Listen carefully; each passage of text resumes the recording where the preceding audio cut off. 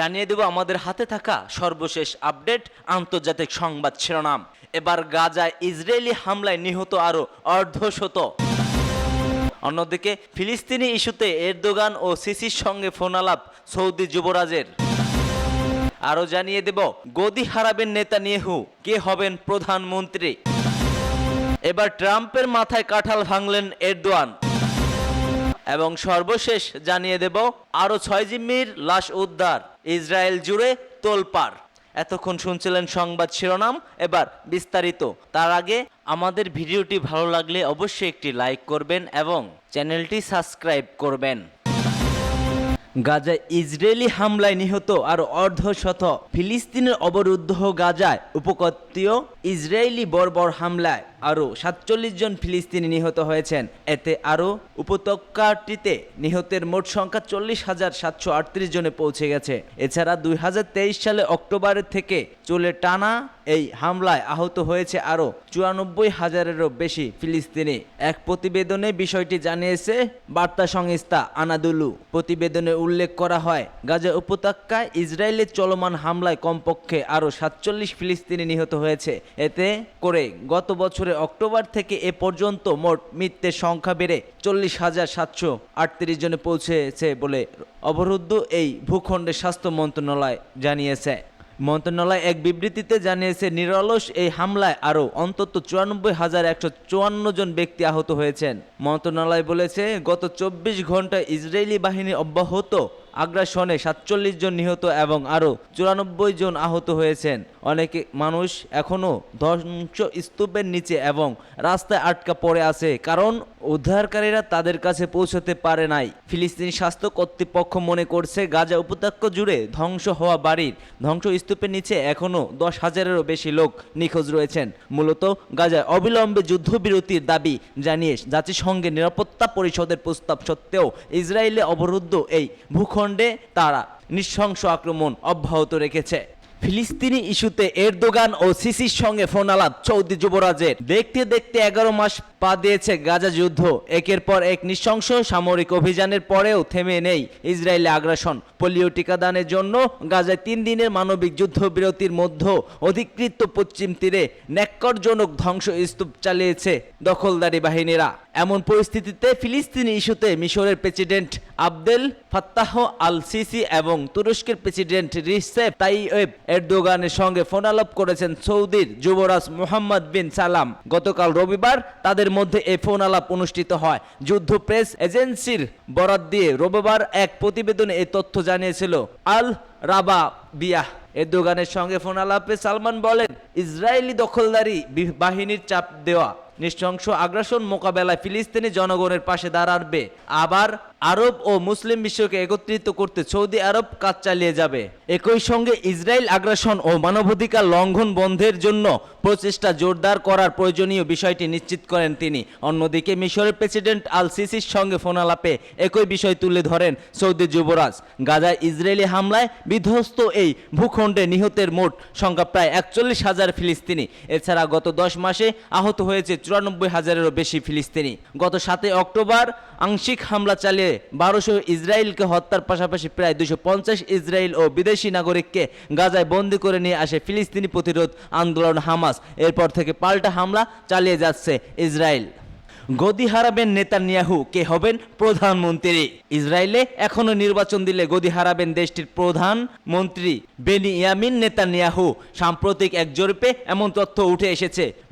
গেল সপ্তাহেও national unity পার্টির চেয়ে বেশি জনপ্রিয়তা ছিল নেতানিয়াহুর লিকুদ পার্টির। তবে নতুন জরিপ বলছে, আজই নির্বাচন অনুষ্ঠিত হলে প্রধানমন্ত্রিত্ব হারাবেন নেতানিয়াহু। বর্তমানে 39% ইসরায়েলি নেতানিয়াহুকে প্রধানমন্ত্রী হিসেবে দেখতে চায়, আর বেনি গান্টজের প্রতি সমর্থন রয়েছে 40% ইসরায়েলের। নির্বাচনে গ্যান্টেজের ন্যাশনাল ইউনিটি পার্টি ও নেতানিয়াহুর লিকুদ পার্টি 21টি করে আসন পাবে। গেল সপ্তাহে জরিপের ফল অনুযায়ী তখন নির্বাচন হলে লিকুদ পার্টি 22টি আসন পেত, কিন্তু এক সপ্তাহের ব্যবধানে দুই দলের অবস্থান এখন সমান সমান। আর জোটবদ্ধভাবে নেতানিয়াহুর পার্টি পাবে 51টি ও বিরোধী দল পাবে 59টি আসন। আরব আইন প্রণয়নতারা 10 আসনে জিতবেন। ইসরায়েলের পার্লামেন্ট নেটেস্ট 120 আসন বিশিষ্ট সরকার গঠনের জন্য 61টি আসন প্রয়োজন। এবার ট্রাম্পের মাথায় কাঁঠাল ভাঙলেন এরদোয়ান। পরের মাথায় কাঁঠাল ভেঙে খাওয়ার মতো দারুণ অভিজ্ঞতা রয়েছে তুর্কি প্রেসিডেন্ট রিসেপ তাইপ এরদোয়ানের। এদিকে ন্যাটো সদস্য এবং অন্যদিকে ঘনিষ্ঠ রুশ মিত্র হওয়ায় সুবাদে আন্তর্জাতিক রাজনীতিতে তুরস্কের স্বার্থ উদ্ধারে ভয়ঙ্কর সব খেলায় মেতেছেন ইউরেশিয়ান এ নেতা। বিশ্ব নেতাদের ভূগোল বুঝিয়ে নিজের স্বার্থ উদ্ধার করে নেয়ার খেলায় হয়তো তার মতো দক্ষ খেলোয়াড় এ বিশ্বে আর নেই বললেই চলে।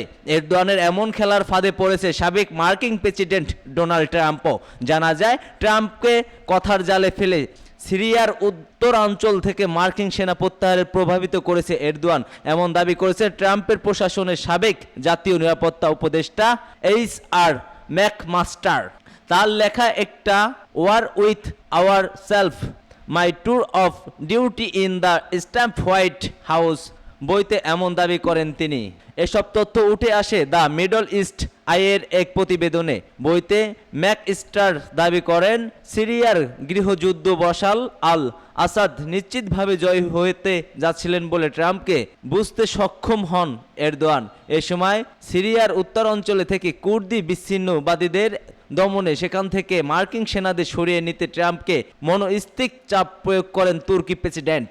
এর ফলে সেখানে তুর্কি সেনাদের প্রবেশের সুযোগ তৈরি হবে বলে মার্কিন প্রেসিডেন্টকেও জানান এরদোয়ান। 2017 সালের 24শে নভেম্বর এক ফোনকালে এরদোয়ান ট্রাম্পকে জানান কুর্দি নেতৃত্ব স্বাধীন সিরিয়ার ডেমোক্রেটিক্স ফোর্স তথা এসডিএফকে মার্কিন সমর্থন দেওয়ার আর কোনো প্রয়োজন নেই, কারণ এরই মধ্যে ইসলামিক স্টেটের সন্ত্রাসীরা যে অঞ্চল পরাজিত হয়েছে সে সময় পুতিনের মতো এরদোয়ানও ট্রাম্পকে কাছে আসাদকে সিরিয়া গৃহযুদ্ধে নিশ্চিত জয় পক্ষে হিসেবে উপস্থাপন করেন। সাবেক এই মার্কিন নিরাপত্তা উপদেষ্টা জানান ট্রাম্প নিজেও জানতেন তাকে ভুল বোঝানো হচ্ছে, তবে ট্রাম্পের মধ্যপ্রাচ্য মার্কিন সামরিক উপস্থিতি নিয়ে আগ্রাসনের ব্যাপারটি নিয়ে ভালোভাবে খেলতে পারছেন না পুতিন ও এরদোয়ান। তুর্কি প্রেসিডেন্ট ট্রাম্পকে বোঝাতে সক্ষম হয় এসডিএফকে অস্ত্র সহায়তা করা মানে মার্কিন অর্থে অপচয়।